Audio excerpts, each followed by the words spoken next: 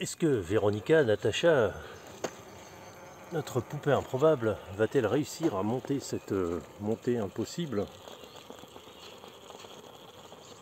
Comme ça, avec des petits pneus, c'est pour ça que ça pose un peu plus de problèmes qu'avec l'autre véhicule. On a changé le réglage des amortisseurs, donc ça devrait être un avantage.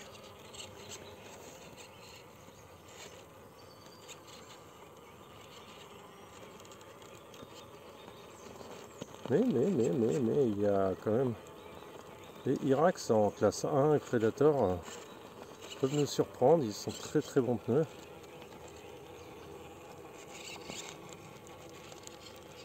Alors ça c'est le brushless, hein, c'est magnifique.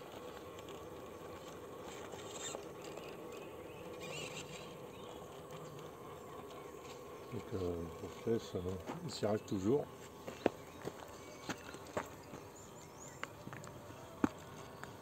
Là c'est moi qui dois monter maintenant.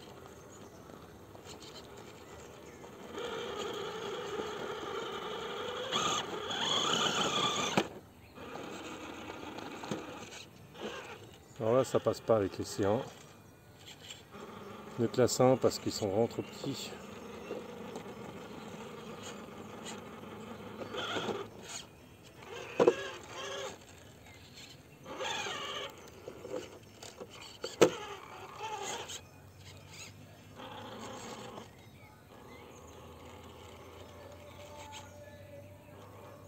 On a une jolie ambiance en bas.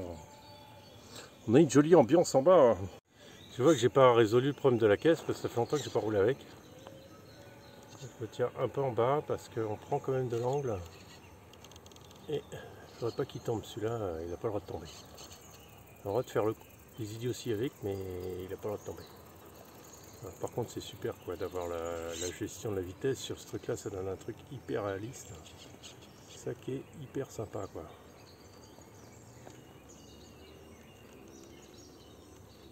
Bon, les chiens vont tomber. Et ce qui est bien, et ce que vous apprécierez, c'est qu'en bruit de fond, on a le droit à un concert punk d'un petit groupe improbable. Donc du punk tchèque, ça vaut le punk normal, hein, mais c'est d'autant plus improbable qu'il a l'air de crier et de mettre toute sa voix pour se sauver de ça. On a toujours le cerveau d'origine, ce qui fait que il n'est pas trop faiblard, mais il n'est pas trop non plus génial quoi. Voilà, le axe il est vraiment génial. Voilà, on a moins de problèmes de flex là, avec la modification là, qui est de défaire, comme Mani l'explique bien, c'est les coupelles en fait qui sont trop serrées et qui écrasent le truc. Voilà. Bon, dis donc, grosse concerne. Voilà.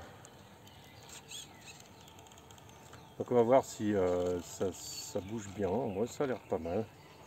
Par contre ça devrait être un peu plus penché en avant, mais j'essaye de vous faire une belle vidéo avec de belles lumières. On est le soir là, alors on va pas tarder à être dans le noir, donc ça va être encore plus sympa pour faire une belle vidéo. Je sais même pas si on va pas attendre un peu pour que ce soit encore plus sympatoche quoi. Avec juste les lumières de la 504 Peugeot.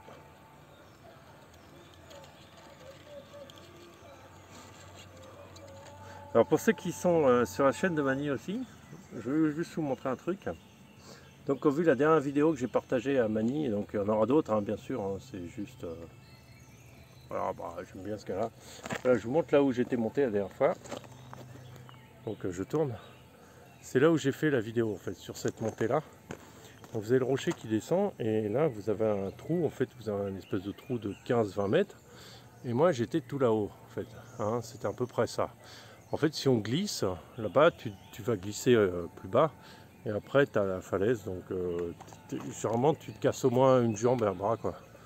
Si tu n'as pas de chance, c'est plutôt t'es mort, quoi. Voilà, la trace, en fait, elle est là. Elle monte là, il y a le petit arbuste qui est par là. Voilà, on passe derrière. On monte là. Juste là, on va sur le méplat qui est ici. Et après, on retourne et on va sur le côté et on remonte là et on passe, en fait, juste juste derrière là-haut pour passer de l'autre côté et voir ce qu'on voit d'ici en fait. Voilà, c'était juste la petite parenthèse. Retournons à nos moutons.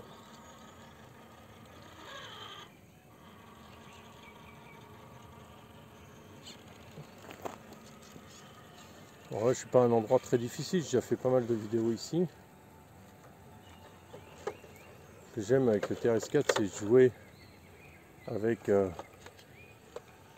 sa vitesse réaliste. En fait, on bloque son doigt et on ne fait que diriger l'engin, quoi. Donc là, j'essaye de passer. Alors, j'ai pont déporté hein, sur un C1, c'est vraiment un avantage. Alors, c'est là que je voulais parler aussi du Vanquish, un véhicule que j'aime pas trop, mais bon, il y en a qui vont me contredire, je sais, mais bon. Après, on a chacun sa façon de piloter, chacun sa façon de voir les choses, chacun ce qu'il cherche. Moi, je trouve que c'est un véhicule qui est très cher par rapport à ce que c'est, et c'est surtout pas un aussi bon franchisseur que ça.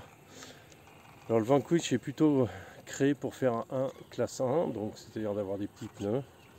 Il n'a pas été vraiment fait pour passer en classe 2, d'ailleurs il est livré avec des pneus classe 1, hein. Donc ça c'est clair. Après c'est un très très beau véhicule, hein, je ne reviens pas là-dessus, mais c'est pas mon type de pilotage, quoi, hein. Voilà. C'est pas le truc que je vais acheter ou que je pense à acheter un jour, ça ne m'intéresse absolument pas. C'est comme le CRX, ça ne m'intéresse pas, je pense qu'il y a d'autres trucs. Mais par exemple, là en ce moment, si je devais conseiller des véhicules pas chers, puisqu'on m'a demandé un peu ça aussi, alors ma vidéo, j'en profiter pour vous en parler. Donc quel véhicule pas cher je pourrais vous conseiller? Voilà, alors franchement je conseillerais les RGT. Si vous arrivez à les choper sur Banggood, en promo en plus, vous aurez vraiment de la qualité, ils sont qualitatifs et après des simples modifications. Ils sont simples de conception, vous pouvez vraiment les modifier facilement et vous pouvez avoir de très bons résultats. J'ai eu un barrage, un RGT, hein, et il a très bien fonctionné. Voilà, j'étais très content là-dessus.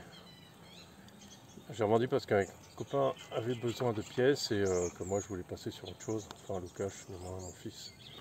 Je vais passer sur autre chose. Voilà. Après, qu'est-ce qu'on a encore? Il y a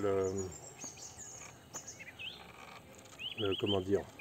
Voilà, les RGT en général, il n'y a pas de souci. Il y a les yeux fermés. Déplacez la batterie vers l'avant, mettez la cheval sur les rails. Dans l'endroit où ils sont tordus, ils sont penchés et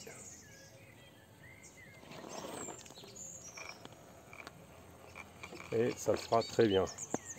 Après, qu'est-ce que je peux vous conseiller comme autre véhicule? Un peu plus cher, je vous conseillerais le TRX-4 Sport, bien sûr, mais bon, c'est pas le SC1, le Karishma, franchement, bof, c'est pas un très bon franchisseur, c'est pas non plus excellent, mais le problème, c'est qu'il n'est pas qualitatif du tout, il est tout plastique, on a tendance, avec le froid, à tout péter. Et franchement, à part, il a de très belles carrosseries. Par contre, il a des carrosseries, il a un Ford de 150, 1900, je sais pas combien, qui est magnifique. Et mais par contre, il a aussi un Range Rover, je crois, Land Rover ou Range Rover, je crois, des années 80, qui est superbe aussi, très belle carrosserie.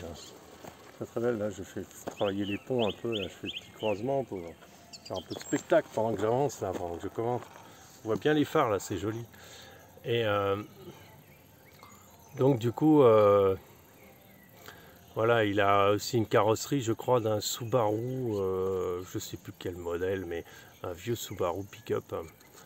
Donc, mais qui était plutôt intéressant à l'époque, mais par contre ouais, tout est en plastique et franchement ça manque de la qualité et pas la qualité de fabrication est pas géniale, quoi. À moins que vous en servez vraiment que comme scale, et il reste relativement cher par rapport à un RGT qui se trouvera plutôt avec des pièces métal et j'ai failli tomber, tiens, des pièces métal et des pièces vraiment plus qualitatives. La transmission est meilleure, le moteur, j'ai jamais bousillé sur un RGT, enfin bon, vraiment rien à dire. Par contre, voilà, sinon qu'est-ce que je peux conseiller? Maintenant, il y a le TRS4 Sport a une grosse concurrence, c'est le SX3 Basecamp. Donc lui, je vous le conseille plus que le SX4 Sport, à moins que vous vouliez upgrader votre sport pour arriver progressivement à un TRS4 normal. Mais sinon, non, en fait, c'est pas la peine, quoi. Sinon, passez directement sur l'autre, parce que même s'il est, alors ça dépend, des fois il est moins cher, des fois il est plus cher, enfin, on va dire qu'ils sont grosso modo au même prix. Ah, ça frotte un peu. Et ben, s'ils sont grosso modo au même prix, c'est voilà. C'est pas grave. Le Axial sera mieux équilibré en fait d'origine, hein. En plus, il permet d'avoir les batteries un peu comme on veut. Et, franchement, prenez le Axial, hein, ouais, si j'en chope un, peut-être. Si je vends le TRX4, je mettrai tout sur le Axial. Peut-être, hein, je sais pas, on sait pas trop ce que nous attend dans l'avenir, mais pourquoi pas, on va. Laissons-nous surprendre, comme je dis souvent, laissons-nous voir comment évoluent les choses, laissons voir un peu. Alors toujours un petit pilotage en douceur, les ponts travaillent très très bien.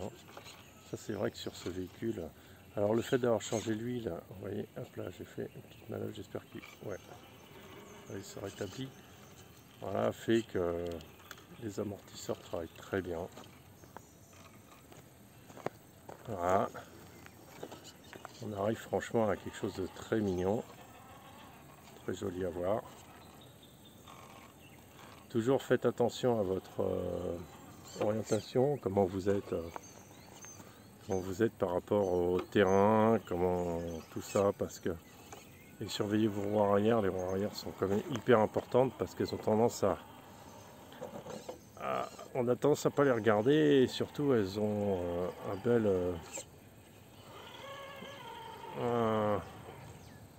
avantage pour pouvoir voir comment se comporte le véhicule et pouvoir éviter les pièges.